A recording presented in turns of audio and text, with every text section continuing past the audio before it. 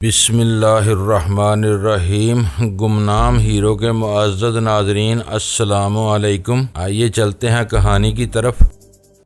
اسے دھوکہ نہ دیا تو یہ خاکے تصاویر کا بدل ثابت ہوں گی۔ ان کی مدد سے تم دونوں کو تلاش کر سکو گے۔ میں ان تصاویر کا انتظار کروں گا۔ یہ بہت بڑی بات ہے کہ تم نے نیلور گارڈ کے وجود سے آگاہ کر کے مجھے ایک ذہنی عذاب سے نجات دلا دی ہے۔ موجودہ حالات میں مجھے ان خاکوں پر ہی انحصار کرنا ہوگا۔ ایک بات یاد رکھنا، اگر وہ اتنی رازداری کے ساتھ آئے ہیں کہ انہوں نے غیر قانونی راستہ اختیار کرنے کو ترجیح دی ہے اور پھر وہ ساگا کی مدد سے شہر پہنچے ہیں، تو وہ ہر قیمت پر اپنے معروف ساتھیوں سے دور ہی رہیں گے۔ یہ نقطہ ان کی تلاش میں مددگار ثابت ہوگا۔ اپنے ساتھیوں سے دوری کا مطلب یہ ہے کہ وہ کسی ہوٹل وغیرہ میں ٹھہرے ہوں گے۔ تم ٹھیک سمجھ رہے ہو، چھوٹے اور درمیانے درجے کے ہوٹلوں میں ان کا سراغ مل سکتا ہے۔ ہوٹل والے غیر ملکیوں کو سفری دستاویزات کے بغیر نہیں ٹھہراتے۔ وہ چوری چھپے آئے ہیں، کیا انہیں کہیں چھپانے کی جگہ مل گئی ہوگی؟ پاکستان اور بھارت کے باشندے ایک دوسرے سے بہت مختلف نہیں ہوتے۔ ہو سکتا ہے کہ ساگا نے انہیں اندرون ملک سے آئے ہوئے مہمانوں کے طور پر ہوٹل میں جگہ دلائی ہو۔ ہاں،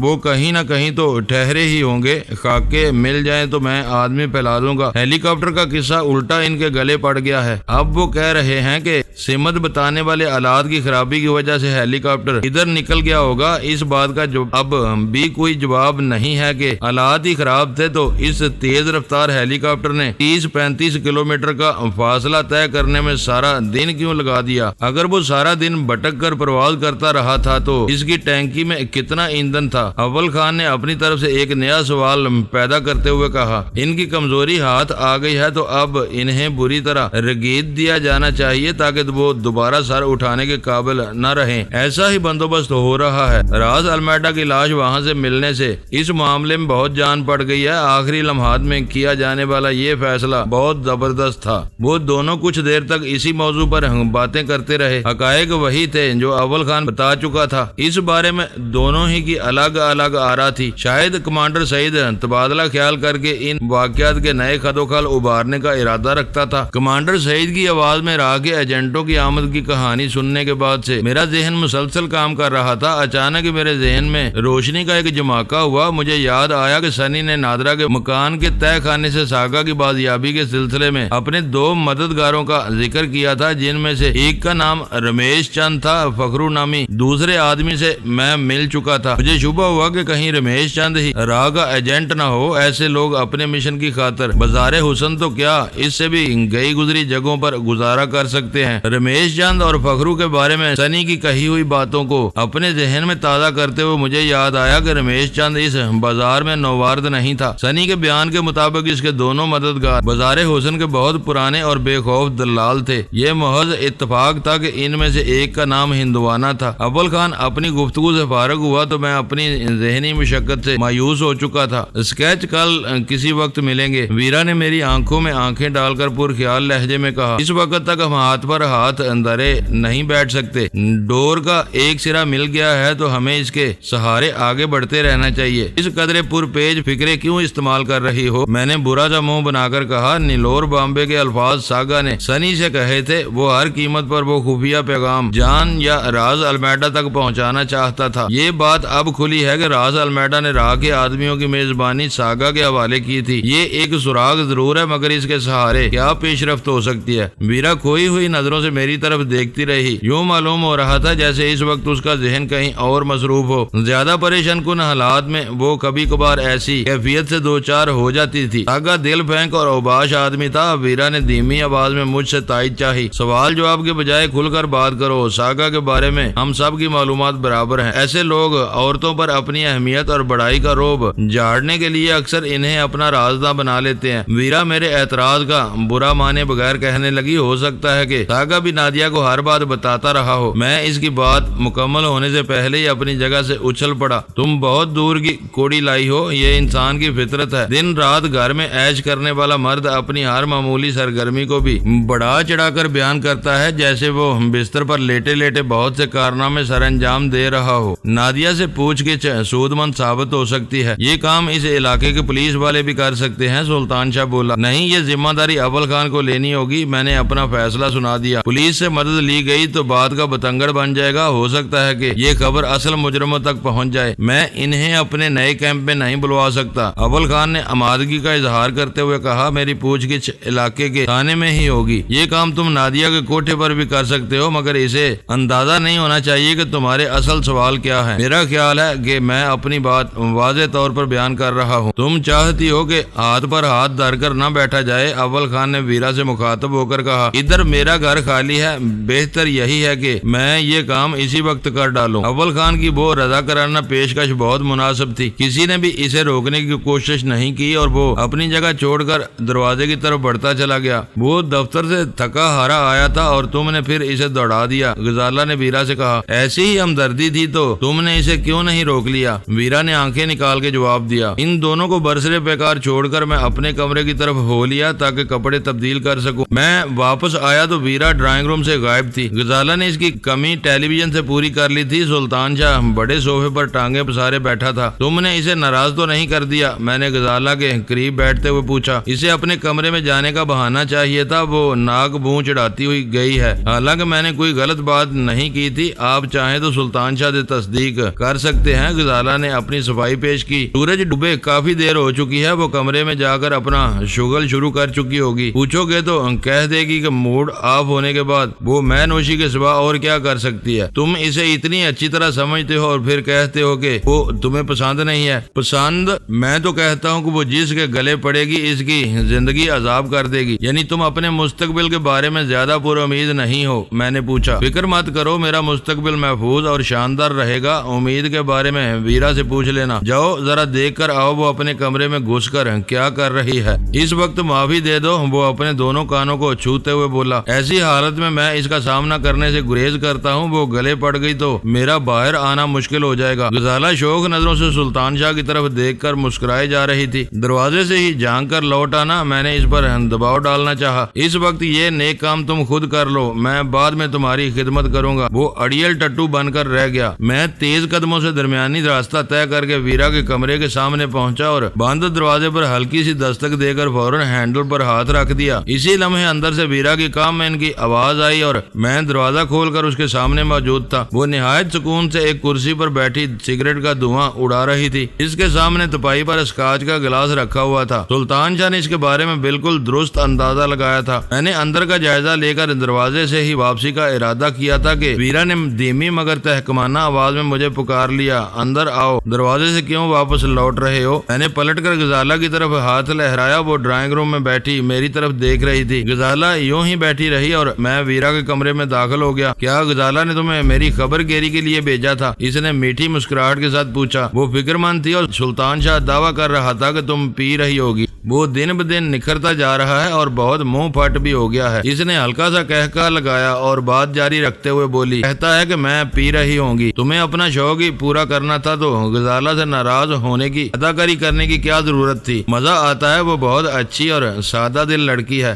ذرا سی بات پر میرے لیے پریشان ہو جاتی ہے۔ جو ناز اٹھاتا ہے اسے نخرے دکھانے میں ایک عجیب سی لذت ملتی ہے۔ یہ اس کی اچھائی اور سادہ دلی کا انعام ہے کہ تم اسے بلا وجہ پریشان کرتی ہو۔ میں پریشان نہیں کرتی، وہ خود پریشان ہو جاتی ہے۔ سلطان شاہ بھی وہیں بیٹھا تھا مگر وہ ذرا بھی پریشان نہیں ہوا میرے اٹھنے پر۔ اس نے برا سا منہ بنا کر وال کلاک کی طرف دیکھا تھا۔ میں ان چھوٹی موٹی باتوں پر محض اس خیال سے چپ سادے رہتا ہوں کہ کہیں تم میری مداخلت کو بیوی کی بے جا حمایت سمجھ کر روٹ نہ جاؤ، ورنہ حقیقت یہ ہے کہ تم اکثر غزالہ کے ساتھ زیادتی کرتی ہو، بہت خوبصورتی سے اپنی بیوی کی حمایت کر رہے ہو۔ وہ مجھ سے پوچھے بغیر اسکاچ کا دوسرا گلاس تیار کرنے لگی۔ اس وقت میں پینے کے موڈ میں نہیں ہوں، میں نے احتجاج کیا۔ تمہارے سوا یہاں میرے ساتھ دینے والا کون ہے؟ اس نے تیکھی نظروں سے میری طرف دیکھ کر کہا۔ اس وقت تو تمہیں پینی ہی پڑے گی، جس دن توبہ کر لو گے میں مجبور کرنا بلکہ پوچھنا بھی چھوڑ دوں گی۔ توبہ کرتے ہوئے ڈرتا ہوں۔ اس نے میری بات پوری ہونے سے پہلے ہی اچک لی اور بولی کہ پھر اسے توڑنا مشکل ہو جائے گا، بھول جاؤ ان باتوں کو، لو یہ تمہارے نئے احسانات کے نام۔ یہ کہہ کر اس نے میرے لیے تیار کیا ہوا تازہ گلاس میرے ہاتھ میں تھما دیا۔ یہ کن احسانات کا ذکر ہے؟ میں نے لب تار کرنے سے پہلے تعجب سے پوچھا۔ تفصیل میرے سینے میں دفن رہنے دو،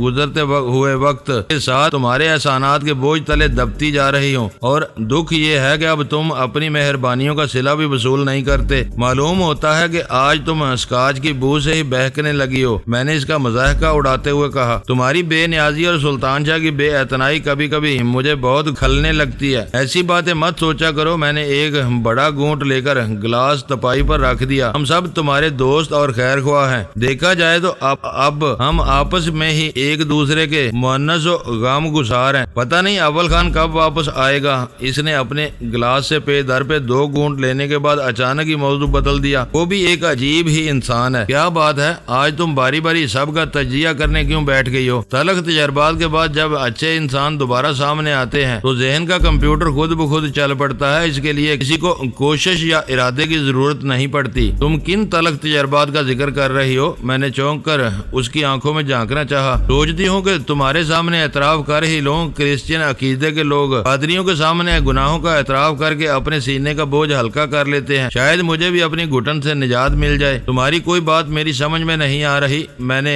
بے چینی سے کہا۔ اس نے اپنا گلاس ہونٹوں سے لگا کر گھٹا گھٹ خالی کر دیا۔ وہ آستین سے اپنے ہونٹ صاف کر رہی تھی تو اس کی آنکھوں میں نمناک خمار کے ڈورے ابھر آئے تھے۔ اس نے قدرے رک کر کہا، میں نے جان کی قید میں جانے کے بعد اچھا وقت نہیں گزارا۔ اس کے بارے میں سوچ سوچ کر میرا سر دکھنے لگتا ہے، مگر تم فون پر مجھے اپنی خیریت کی اطلاع دیتی رہی تھی۔ میں نے اسے یاد دلایا، دشمن کے چنگل میں پھنسے ہوئے قیدی سے تم اور کیا توقع کر سکتے ہو؟ میں تشدد سے بچی ہوئی تھی اور اسی کو اپنی خیریت سمجھنے لگی تھی، ورنہ مجھے اپنی آزادی یا زندگی کی کوئی امید نہیں تھی۔ میں جانتی تھی کہ تم راس المیڈا جیسے درندے کو آزاد نہیں کرو گے اور جان مجھے مار ڈالے گا۔ تمہارا ہر دشمن بہت برے انجام سے دوچار ہوا ہے۔ جان کی ٹانگیں چیر کر اسے سسکنے کے لیے زندہ چھوڑ دیا گیا تھا اور وہ اسی حالت میں تڑپ تڑپ کر مر گیا۔ کاش مجھے معلوم ہو گیا ہوتا کہ تمہارے ساتھ اس کا سلوک اچھا نہیں تھا، وہ درندوں بلکہ درندوں سے بھی بدتر تھا۔ ویرا حقارت بری آواز میں بولی۔ مجھے اس کے شیطانی چہرے سے کراہت آنے لگی تھی۔ مجھے زیادہ تفصیل میں جانے کی ضرورت نہیں ہے۔ وہ اسی قابل تھا کہ اس کی ٹانگیں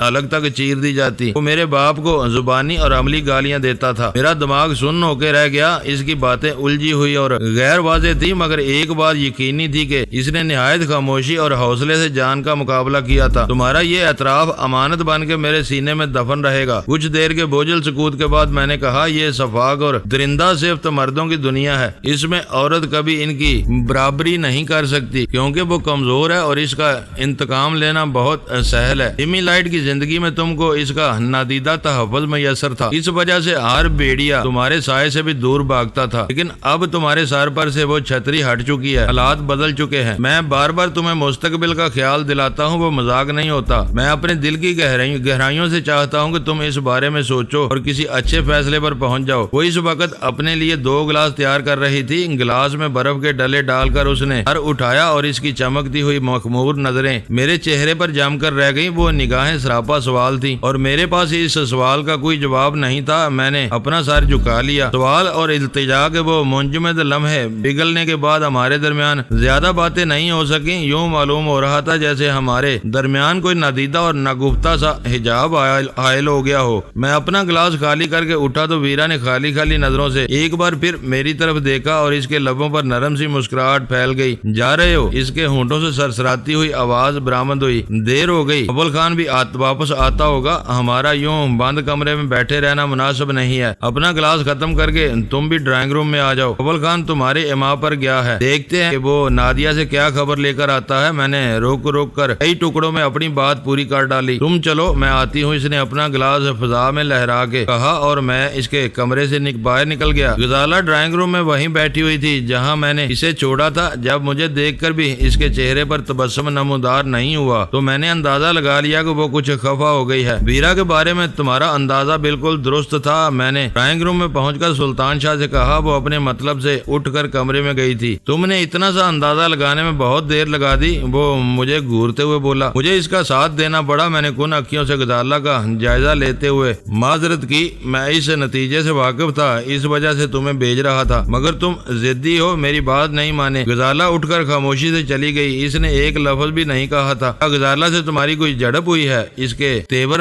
خراب ہے، میں نے انجان بان کر سلطان شاہ سے پوچھا۔ وہ بنا کر صوفے سے کھڑا ہوا۔ ماشاءاللہ کتنے معصوم ہو تم کے بے خبری میں دوسرے کا کام تمام کر دیتے ہو، اس نے دھیمی مگر سخت آواز میں کہا۔ غزالہ اس وقت واقعی ناراض ہے، میں نے آج تک اسے ایسے موڈ میں نہیں دیکھا۔ تم سے کیا کہہ رہی تھی؟ میں نے اپنے کمرے کی طرف نظر ڈال کر رازداری سے پوچھا۔ کچھ بھی نہیں کہہ رہی تھی، بس چپ سادھ لی تھی۔ جا کر اسے مناؤ ورنہ کوئی بڑا فساد کھڑا ہو جائے گا۔ مجھے اپنی غلطی کا احساس تھا، میں چون چرا کیے بغیر اپنے کمرے میں چلا گیا۔ غزالہ مسحری سے ٹیک لگائے میری منتظر تھی۔ اس کی نگاہوں میں شکوہ پنہاں تھا۔ میں شرمندہ ہوں اور تم سے معافی چاہتا ہوں، میں نے غزالہ کو نرمی سے اپنی باہوں میں لے کر کہا۔ وہ کسمسا کر میری گرفت سے نکل گئی اور روٹھے ہوئے انداز میں بولی، آپ کو میرے سامنے شرمندہ ہونے کی کوئی ضرورت نہیں، آپ اپنی مرضی سے وہاں نہیں گئے تھے، سارا قصور ویرا کا ہے۔ میں محسوس کر رہی ہوں کہ اب وہ ہیلے بہانوں سے آپ کو اپنی دلجوئی میں الجھا کر غیر محسوس انداز میں مجھے چڑھانے کی کوشش کرتی ہے۔ میں یہ سلوک برداشت نہیں کر سکتی۔ ایسا نہیں ہے، راز المیڈا کے آدمیوں کے ہاتھوں ہونے والی تذلیل کو وہ ابھی تک فراموش نہیں کر سکی ہے۔ میں نے ویرا کے نئے اعتراف کا ذکر گول کر کے پرانی بات دہرائی۔ ہمیں معلوم ہے کہ اس واقعے کے بعد وہ بہت زود رنج ہو گئی ہے اور میں عام طور پر اس کی کوئی فرمائش نہیں ٹالتا۔ میں یہ سب نیک نیتی سے کرتا ہوں، مگر میں اس کی دلجوئی پر تمہاری خوشی قربان نہیں کر سکتا۔ آئندہ میں محتاط رہوں گا۔ آپ سارا الزام اپنے سر لے کر مجھے کیوں شرمندہ کر رہے ہیں؟ آخر وہ اپنا رویہ کیوں نہیں بدلتی؟ وہ یہ کیوں بھول جاتی ہے کہ میں آپ کی بیوی ہوں؟ اس نے ایک ہی سانس میں کئی سوال کر ڈالے۔ یہ ایسی نازک باتیں ہیں جو اس سے نہیں پوچھی جا سکتی۔ اسے کسی ذہنی صدمے میں مبتلا کر کے پریشانی اٹھانے سے بہتر ہے کہ میں ذرا سی احتیاط کر لوں۔ تمہیں اس سے بات کرنے کی ضرورت نہیں، یہ میرا وعدہ ہے کہ اب تمہیں کوئی شکایت نہیں ہوگی۔ اس کا مغموم چہرہ کھل اٹھا۔ میں اس کی طرف بڑا ہی تھا کہ فضا میں ڈور بیل کا شور گونج اٹھا۔ میں تیزی کے ساتھ باہر نکلا۔ سلطان شاہ بلٹ کھول کر اول خان کو اندر بلا چکا تھا۔ اس کے چہرے پر پائی جانے والی بشاشت سے ظاہر ہو رہا تھا کہ وہ کوئی نہ کوئی اچھی خبر لے کر آیا ہے۔ اس کی کہانی سننے کے لیے غزالہ بھی آ گئی تھی، لیکن نادیہ سے باز پرس کی تجویز پیش کرنے والی ویرا نے اپنے کمرے سے باہر آنے کی زحمت نہیں کی تھی، یا پھر وہ مدہوش ہو کر سو چکی تھی۔ اول خان نے بیٹھتے ہی ویرا کی کمی محسوس کر لی اور پوچھا، مجھے بھیجنے والی خود کہاں غائب ہو گئی؟ وہ آ جائے گی، اس کی طبیعت کچھ خراب ہے۔ میں نے کہا، تم اپنی کہانی سناؤ۔ میری کہانی سننے کا پہلا حق ویرا کا ہے، میں نے اسی کی تجویز پر عمل کیا ہے۔ اس کے کمرے میں جھانک لو، وہ نشے میں دھت پڑی ہوئی ہے۔ اسے مصر دیکھ کر میں نے اندھیرے سے کہا، وہ ہوش میں آئے گی تو اسے بھی ہر بات بتا دی جائے گی، فی الحال وقت ضائع نہ ہونا چاہیے۔ ویرا کا اندازہ بالکل درست تھا۔ نادیہ کو وہ تقریباً ہر بات بتا دیا کرتا تھا۔ وہ اپنی موت سے 2-3 روز پہلے وہ راجن اور وکرم نامی 2 مہمانوں کو کسی لمبے سفر سے واپسی پر نادیہ سے ملوانے کے لیے اپنے گھر لایا تھا۔ اس نے یہ نہیں بتایا کہ وہ کہاں سے اور کیسے آئے ہیں۔ مہمانوں نے اس کے گھر ہی میں نہا دھو کر کپڑے تبدیل کیے تھے۔ ساگا ان کے آگے پیچھے بچھا جا رہا تھا۔ نادیہ نے بھی کھانے پر ان کی خوب توازے کی۔ اس دن ساگا نے زمرد بائی کو کسی بہانے سے اس کے پرانے محلے بھیج دیا تھا اور نادیہ کو منع کر دیا تھا کہ وہ راجن اور وکرم کے بارے میں اپنی ماں تک سے کوئی ذکر نہ کرے۔ رات کے کھانے کے بعد ساگا انہیں اپنے ساتھ لے کر کہیں چلا گیا۔ واپسی پر وہ اکیلا تھا۔ نادیہ کے پوچھنے پر اس نے بتایا کہ وہ صدر کے ایک بڑے ہوٹل میں ٹھہرے ہیں۔ اس کے بعد وہ مہمان دوبارہ نظر نہیں آئے۔ یہ کیسے پتا چلا کہ راجن اور وکرم ہی ہمارے مطلوبہ آدمی ہیں؟ سلطان شاہ بے ساختہ ایک عجیب سا سوال کر بیٹھا۔ اول خان نے اسے غسیلی نظروں سے گھورا، پھر بے ساختہ ہنستے ہوئے بولا، راجن اور وکرم انگریزوں کے نام نہیں ہوتے۔ ہر بات سے ظاہر ہو رہا ہے کہ وہی ہمارے مطلوبہ آدمی تھے۔ صبح کمانڈر سعید سے ان دونوں کے خاکے ملیں گے تو نادیہ سے ایک مرتبہ پھر تصدیق کرا لی جائے گی کہ اس کے گھر وہی دونوں آئے تھے۔ یہ سب باتیں اپنی جگہ پر ہیں۔ تم نے ابھی تک یہ نہیں بتایا کہ وہ صدر کے کس ہوٹل میں مقیم ہے۔ میں نے کسی تجسس کا مظاہرہ کیے بغیر گہری سنجیدگی سے اسے یاد دلایا۔ اول خان نے ہوٹل کا نام لے کر کہا، نادیہ میری صورت سے کچھ ایسی خوفزدہ ہوئی کہ میرا وقت برباد کیے بغیر میرے سارے سوالوں کے جواب دیتی چلی گئی۔ اس سے نمٹ کر میں نے ہوٹل میں بھی جھونک ماری، لیکن نادیہ کی بتائی ممکنہ تاریخوں میں وہاں راجن یا وکرم نام کے کسی مسافر کا اندراج نہیں ہے۔ وہ بہت بڑا ہوٹل ہے، راہ کے ایجنٹ وہاں اپنے اصل ناموں سے نہیں ٹھہرے ہوں گے۔ میں نے اول خان کی بات سننے کے بعد کہا، اس ہوٹل کے ایسے تمام مسافروں کو فردن فردن دیکھنا پڑے گا جو ممکنہ تاریخوں پر وہاں آنے کے بعد ابھی تک رکے ہوئے ہوں۔ ہاں، اب یہی ایک صورت رہ جاتی ہے، مگر یہ لمبا کام ہے۔ ہوٹل کے عملے کے کسی ذمہ دار آدمی کو بھی اعتماد میں لینا ہوگا۔ اس کی ابتدا صبح ہی ہو سکے گی۔ میرے پاس اول خان کی بات مان لینے کے سوا کوئی چارہ نہیں تھا۔ اس التوا کا یہ فائدہ ضرور تھا کہ کام شروع کرنے تک ہمیں کمانڈر سعید سے خاکے مل جانے کی امید تھی۔ راہ کے ایجنٹوں کے خد و خال نگاہ میں آ جانے کے بعد ہوٹل کے مہمانوں میں انہیں دور سے بھی پہچانا جا سکتا تھا۔ اول خان کی اس وقت کی بھاگ دوڑ خاصی مفید ثابت ہوئی تھی، مگر کام کے لیے پہاڑ جیسی رات سے فائدہ اٹھانے کی کوئی راہ نہیں نکل سکی تھی، اس کا ہم سب کو افسوس تھا۔ ایک نتیجے پر پہنچنے کے بعد سب ہی اپنے اپنے خیالوں میں ڈوب گئے۔ اسی اثنا میں ویرا بھی اپنی خوابگاہ سے باہر آ گئی۔ اس کی آنکھوں میں خمار کے گہرے ڈورے تیر رہے تھے، لیکن یہ ظاہر نہیں ہو رہا تھا کہ باہر نکلنے سے پہلے وہ کچھ دیر کے لیے سوئی ہو۔ ڈرائنگ روم میں اس نے دوسروں کو نظر انداز کر کے اپنی نگاہیں اول خان کے چہرے پر مرکوز کر دی اور پھر اس کے ہونٹوں پر ایک گہری مسکراہٹ تیرنے لگی۔ اول خان سٹپٹا کر اسے نظریں چرانے لگا۔ اس کے لیے یہ اندازہ لگانا دشوار نہیں تھا کہ اس وقت ویرا سرور کے عالم میں تھی۔ کیا خبر لائے ہو؟ ویرا نے چند ثانیوں کی خاموشی کے بعد اول خان سے پوچھا۔ اول خان قدرے بکھلائے ہوئے انداز میں وہی باتیں دہرانے لگا جو ہم اس کی زبانی سن چکے تھے۔ وہ ویرا سے مخاطب تھا اور میں سوچ رہا تھا کہ دشمنوں کی سرکوبی کرتے ہوئے اسپیشل ٹاسک فورس کو ایک مرتبہ پھر بہت سرعت سے اپنا ٹھکانہ تبدیل کرنا پڑا تھا۔ اس بار ان بے خوف احبازوں نے ملیر چھاونی کے ایک خالی میدان کو اسٹیشن 4 بنا لیا تھا۔ وہ جہاں ڈیرے ڈال دیتے تھے وہی جگہ چشمے زدن میں اسٹیشن 4 بن جاتی تھی۔ ایک طرف ایس ٹی ایف کا وہ عارضی پڑاؤ تھا، دوسری طرف اول خان کے بال بچے پشاور گئے ہوئے تھے۔ راس المیڈا کو جہنم واصل کرنے کے سلے میں اول خان چند دنوں کے لیے گھر اور دفتر کے ہر آرام سے محروم ہو چکا تھا۔ گھر بند ہے اور دفتر کا آرام بھی گیا۔ اول خان کی کتھا سننے کے بعد ویرا کی زبان سے وہ فکرہ سن کر میں بری طرح چونک پڑا۔ وہ وہی کچھ بول رہی تھی جو میں سوچ رہا تھا۔ ویرا کی بات مکمل ہونے سے پہلے ہی اول خان کا منہ بن گیا اور اس نے ویرا سے نظریں چار کیے بغیر خشک لہجے میں کہا، اس کا یہ مطلب ہوا کہ تم میرے دفتر کو بھی آرام کی جگہ سمجھتی ہو؟ اس میں کیا شبہ ہے؟ ویرا کے جواب دینے سے پہلے ہی سلطان شاہ بول پڑا، ہمارے بیشتر سرکاری ملازمین اپنی نیند تک دفاتر ہی میں پوری کرتے ہیں۔ بات کا رخ بھانپتے ہوئے مجھے گفتگو میں دخل دینا پڑ گیا اور میں نے ترش لہجے میں کہا، تم گامڑ ہو، تم بھول رہے ہو کہ اسپیشل ٹاسک فورس کوئی سرکاری تنظیم نہیں ہے۔ اسٹیشن 4 میں مصروفیت کا یہ عالم ہوتا ہے کہ وہاں رہنے والوں کو 24 گھنٹوں میں 6 گھنٹے کی نیند بھی مشکل سے میسر آتی ہے۔ میں نے کب کہا کہ اسٹیشن 4 والے سوتے رہتے ہیں یا عیش کرتے ہیں؟ سلطان شاہ نے حیرت سے سوال کر کے فوراً ہی بات بدل دی، ابھی تم ویرا کے ہم نوا بن کر کیا تقریر کر رہے تھے؟ میں نے بدمزگی سے پوچھا۔ وہ بے ساختہ ہنس پڑا اور بے پرواہی سے بولا، وہ عام دفتروں کی بات تھی، میری بات کا یقین نہ ہو تو سرکاری کیا بعض بگڑے ہوئے دوسرے دفتروں میں جا کر دیکھ لو، لوگ کرسیوں پر اینڈ اینڈ کر اتنی دیدہ دلیری سے اپنے ذاتی کاموں میں مصروف رہتے ہیں کہ حیرت ہوتی ہے۔ گھریلو بجٹ کی تیاری سے لے کر سارے دوستوں اور رشتہ داروں کے فون پر مزاج پرسی تک سارے اہم کام دفتروں میں ہی انجام دیے جاتے ہیں۔ تم بلا وجہ ان اشاروں کا رخ ایس ٹی ایف کی طرف کر رہے ہو۔ اس وقت ہم دنیا جہان کی باتیں نہیں کر رہے تھے، غزالہ نے اسے گھورتے ہوئے کہا، سارے قصے کا تعلق صرف اول خان کی ذات سے تھا۔ بعض اوقات تم واقعی بہکنے لگتے ہو۔ شاید اس وقت سلطان شاہ کی کھوپڑی چل پڑی تھی۔ غزالہ کی بات پوری ہوتے ہی وہ پلکیں جھپکاتا ہوا ویرا کی طرف متوجہ ہو کر بولا، اب میں سمجھا، تو تم کوئی قصہ سنا رہی تھی؟ سناؤ سناؤ، مجھے قصے سننے کا بہت شوق ہے۔ ہاں تو پھر آگے کیا ہوا تھا؟ اس نے وہ فکرہ اتنی بے ساختگی سے ادا کیے تھے کہ اول خان کی ہنسی چھوٹ گئی۔ اس وقت تک ویرا خاموش تھی، اس کے ہونٹوں پر رقص کرتی ہوئی پرکشش مسکراہٹ بھی برقرار تھی۔ سلطان شاہ کے براہ راست متوجہ کرنے پر اس نے کہا، بعض اوقات تم سب مل کر بات کو بری طرح الجھا دیتے ہو۔ میں صرف یہ کہنا چاہ رہی تھی کہ اول خان کو اکیلے گھر میں جا کر کیا حاصل ہوگا؟ بہتر ہے کہ یہ رات یہیں بسر کر لے، اس وقت خاصی دیر ہو چکی ہے، ابھی کوئی کہیں نہیں جا رہا۔ سلطان شاہ تیزی سے بولا، تو شربت فولاد پیتی رہی ہوگی، میرا بھوک سے دم نکلا جا رہا ہے۔ اول خان کو تم نے دفتر سے آتے ہی نادیہ خانم کے پیچھے دوڑایا تھا، اب ہم لوگوں کے کھانے کی بھی کچھ فکر کرو، پیٹ خالی ہو تو خواب بھی برے برے آتے ہیں، تم سو رہو۔ ویرا یہ کہہ کر اٹھلاتی ہوئی اپنی جگہ سے اٹھ گئی۔ سلطان شاہ کا اٹھایا وہ نقطہ بہت معقول تھا۔ اول خان کی واپسی کے انتظار میں سب ہی بھوکے بیٹھے ہوئے تھے، کسی نے اس ہدایت پر کوئی اعتراض نہیں کیا۔ غزالہ بھی اٹھ کر خاموشی سے ویرا کے پیچھے کچن کی طرف ہولی اور میرے دل کی دھڑکنیں یک لخت قدرے تیز ہو گئیں۔ تھوڑی دیر پہلے غزالہ نے ویرا کے خلاف جس جذباتی ابال کا مظاہرہ کیا تھا وہ کچن میں دوبارہ کوئی رنگ دکھا سکتا تھا۔ میری نگاہیں کچن کے دروازے تک ان دونوں کا تعاقب کرتی رہی۔ مجھے اس بات کا اعتراف کرنے میں کوئی باک نہیں کہ ویرا کے معاملے میں غزالہ نے ہمیشہ فراخ دلی اور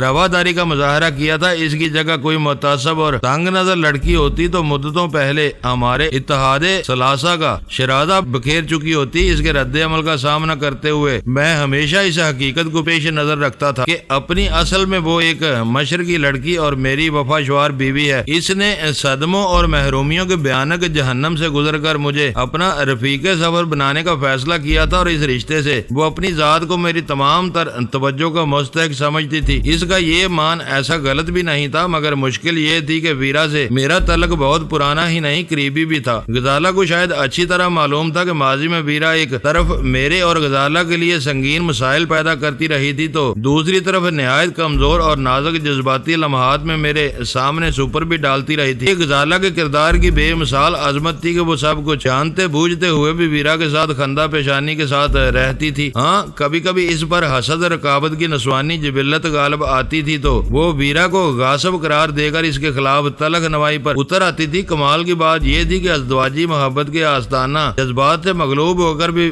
غزالہ نے کبھی ویرا سے براہ راست بد کلامی نہیں کی تھی۔ وہ جو کچھ بھی شکوہ و شکایت کرتی تھی مجھ سے کرتی تھی، کیونکہ وہ میری ذات پر اپنا پورا حق تصور کرتی تھی۔ حد یہ تھی کہ کچھ دیر پہلے میں نے اپنی غلطی کا اعتراف کرتے ہوئے آئندہ محتاط رہنے کا وعدہ کیا تو غزالہ نے میرے اس اعتراف کو بے جا سمجھ کر مطالبہ کر ڈالا کہ ویرا کو خود ہی میری ازدواجی زندگی کی ضابطوں کا احساس ہونا چاہیے۔ مگر یہ کیسے ممکن تھا کہ میرے یا کسی اور کے بتائے بغیر ویرا کو اپنی غلطی کا احساس ہوتا؟ معزز ناظرین، لائک کریں، شیئر کریں اور کمنٹس باکس میں پاک آرمی زندہ باد، پاکستان پائندہ باد کا نعرہ ضرور درج کر کے اپنے ملک پر فخر کریں اور پاکستان کی بنیادیں مضبوط کرنے میں اپنا کردار ادا کریں۔ ویڈیو دیکھنے کا شکریہ۔ معزز ناظرین، اپنا خیال رکھیے گا اور ہمارے چینل کا بھی۔ ISI پاک آرمی زندہ باد، پاکستان پائندہ باد۔